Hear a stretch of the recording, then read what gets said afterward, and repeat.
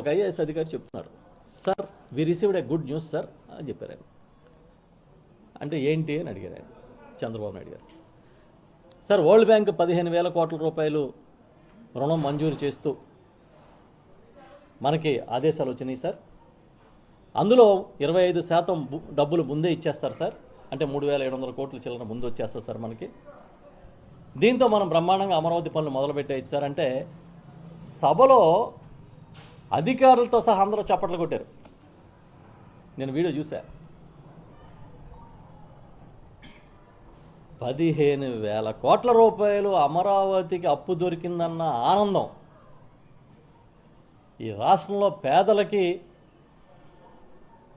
10 రూపాయలు మేలు చేయలేకపోతుందన్న ఆనందంతో సమానంగా లేకపోయింది. ఎంత ఆనందపడుతున్నారంటే అమరావతి కోసం అప్పు దొరికిందని చప్పట్లు కొట్టుకుంటున్నారు, చంకలు గుద్దుకుంటున్నారు. అర్జెంటుగా అమరావతిని నిర్మాణం చేసి తాను చరిత్రలో తన వాళ్ళ కోసం నిలబడిపోవాలనే తాపత్రమే కదా.